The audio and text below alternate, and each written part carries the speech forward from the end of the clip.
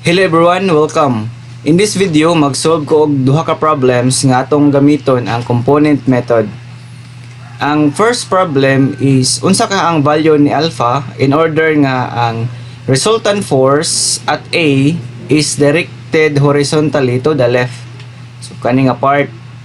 And sa second nga problem, this one, unsa ka ang value ni force P o ang iyahang direction alpha in order nga ang resultant force is to be 40 pound vertical force, this one.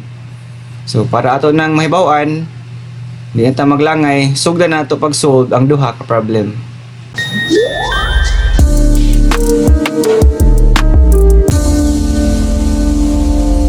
The direction of the 75 pound forces may vary.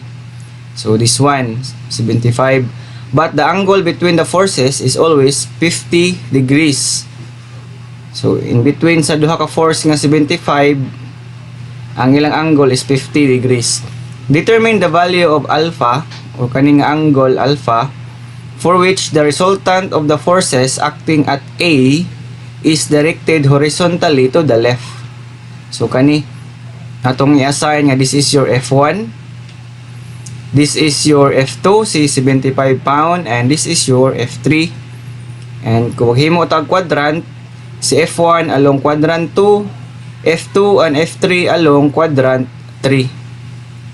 So mo ni ang angle ni F3, we have alpha plus 50 degrees. Ang angle ni 75 natay alpha or ni F2, ang angle ni F1 natay 30 degrees. Kaning alpha plus 50 degrees mo ni ang angle ni F3 along x-axis. So by component method, mo ni atong force F1, F2, and we have F3. So F3 na kay angle nga 50 plus alpha, and this is also alpha. So by component method, atong bungkagon si F1 into x and y axis. So kay nakadiagonal man ni angle 30, so we have F1y and F1x. And for F2, ato yapong bungkagon by component method along x and y axis, F2x and we have F2y. And also for F3, F3x and F3y. As a result karon ng imuhang forces along F1, F2 and F3 na natanan along x and y axis. So nakay positive y usa, negative y duha, and also you have 3 negative x. Okay, so mo na itong gihimo ganina by component method ato nang gibungkag nga force, mo na ni ang ato ang nahimo nga final nga direction sa mga forces.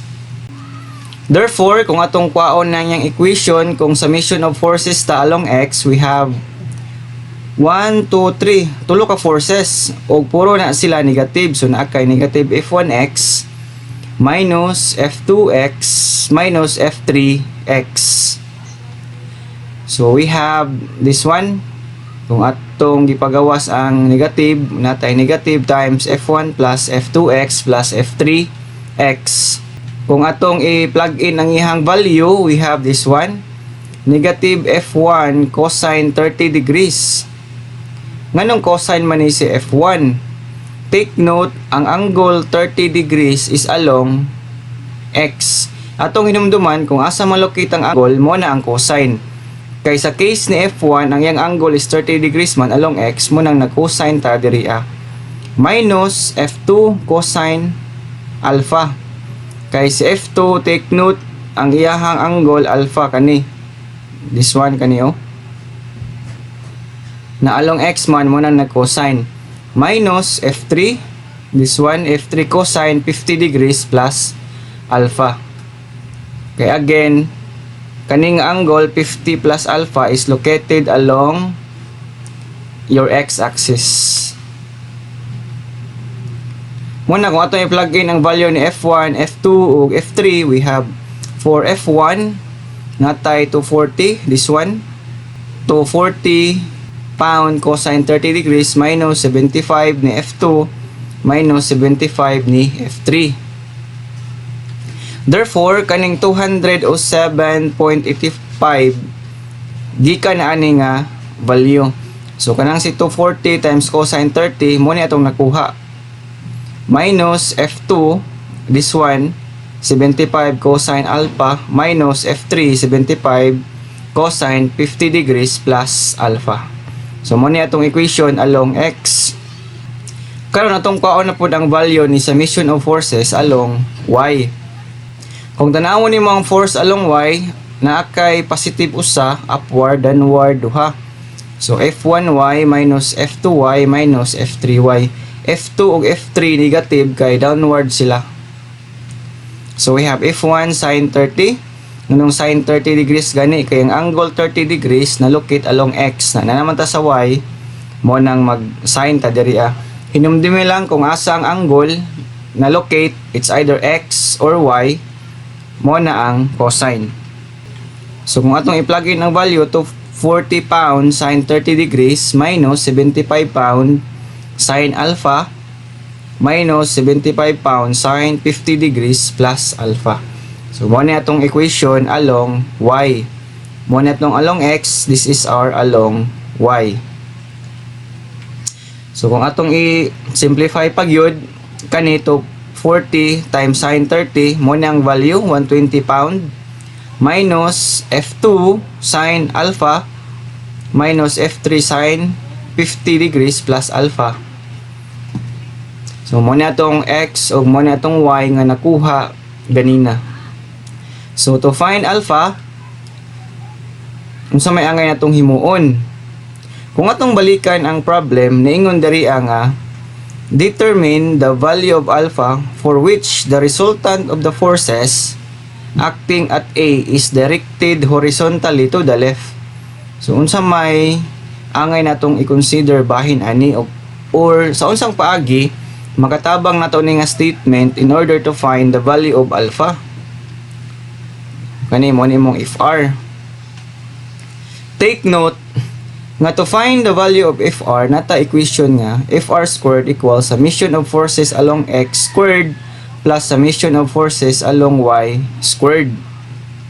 So therefore, summation of forces along Y equals 0. Ngano ang value ni summation of forces along Y equals 0 man. Kay matik di sa statement nga ang resultant force daw acting horizontally to the left. So therefore, nara siya along X. Directly siya na-locate along X. Therefore, kay X man directly na-locate, ang imong Y is dili na to kinahanglan, that is 0. So ato na i-cancel mo na nakuha ta og FR squared equals summation of forces along Fx squared. By law of exponent, kaning iyahang exponent nga to, pwede na to na makancel. Mo nang naka-equation nga FR equals summation of Fx. Karon na nata idea nga si summation of Fy di equals 0 ug si summation of Fx equals ra siya sa resultant force. Therefore, based ani nga equation ato na i-plug in diri nga equation. So we have 120 pound minus F2 sin alpha minus F3 sin 50 degrees plus alpha. Take note unsay value ani? That is 0.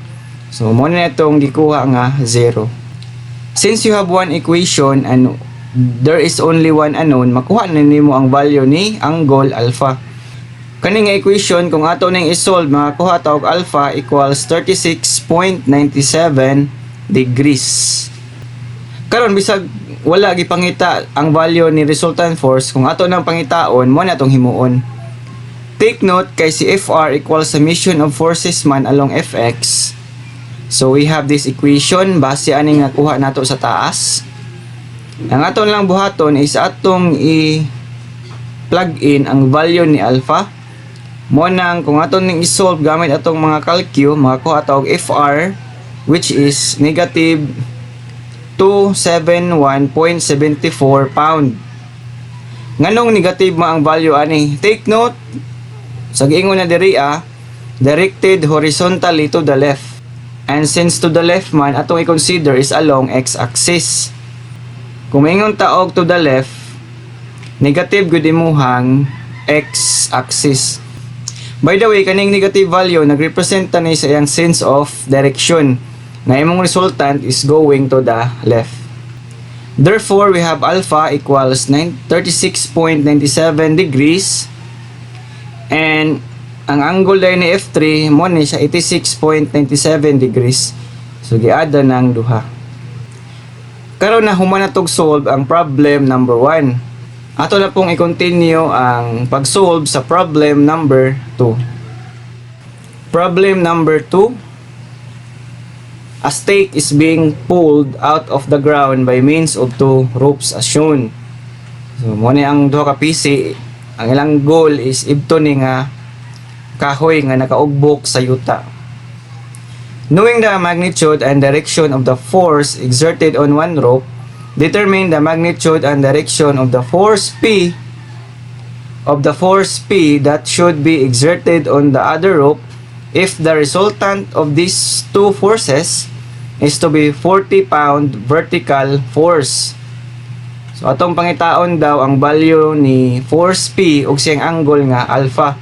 Kung gusto ta nga ang resultant force ani is along y or vertical force, this one, we have 40 pound ang iyang resultant force. Atong isolve. Base ani nga figure o problem, kung ato ning i-transfer along x and y axis o sa atong Cartesian plane, we have force P angle alpha and we have 30 pound angle 25 degrees. Kung inyong tanawon, ang yang angle is along y. So therefore, at along y, naa diha ang cosine.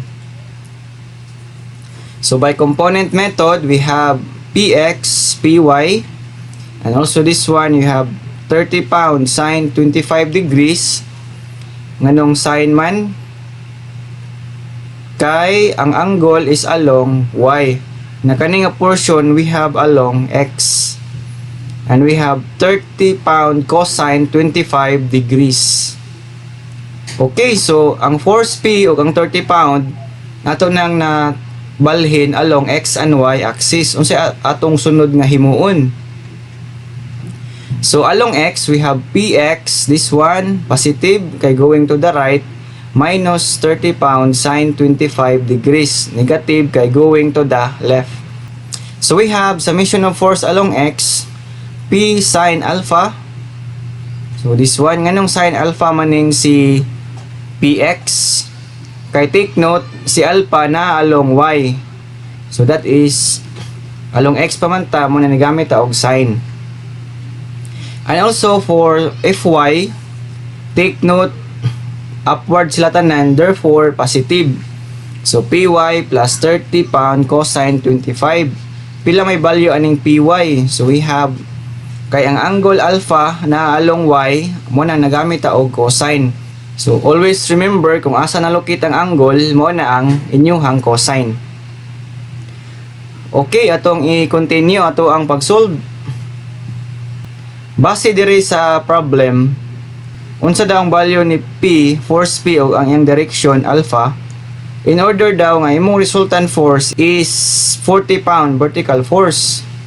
So kani. Therefore, imong equation nga magamit na kay fx p sin alpha minus 30 sin 25 along y p cosine alpha plus 30 cosine 25 degrees and the value of your resultant force. And we can use the equation sa resultant force na kay fr squared fx squared plus fy squared, or summation of forces along x squared plus summation of forces along y squared.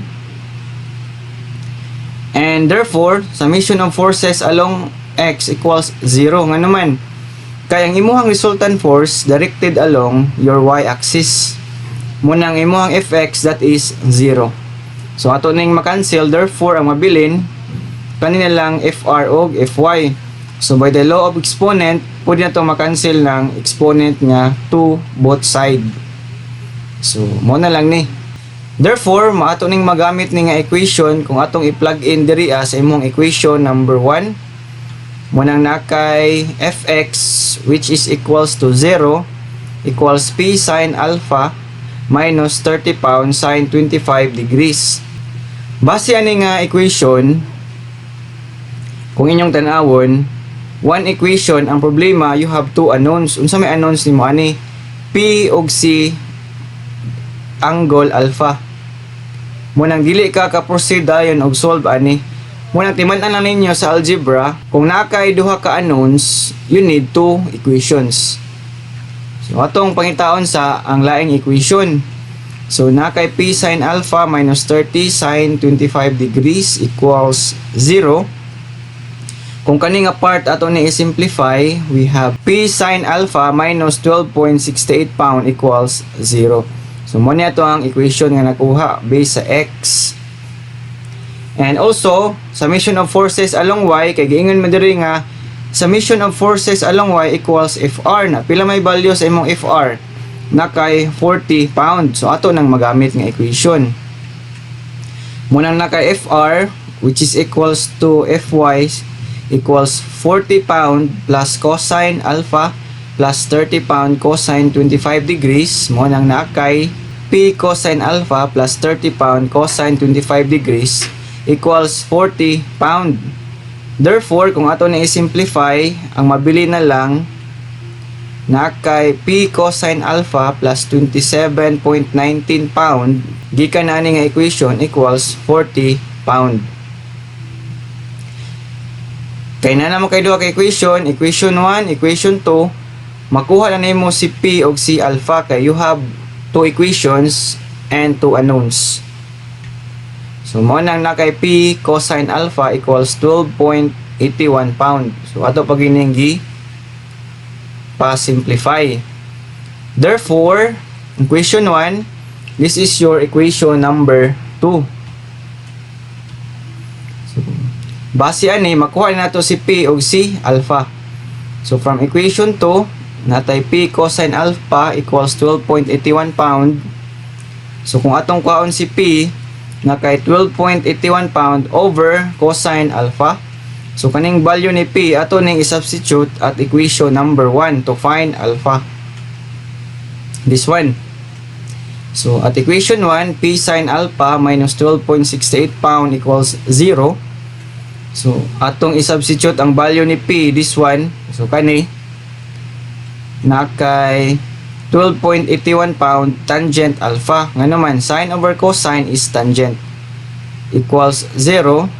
So alpha equals arctan 12.68 over 12.61.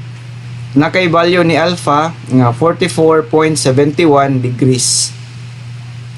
Karon kay nakuha nimo ang value ni alpha to find force P, imo na ning gamiton nga equation, imong i-substitute ang value ni alpha at cosine.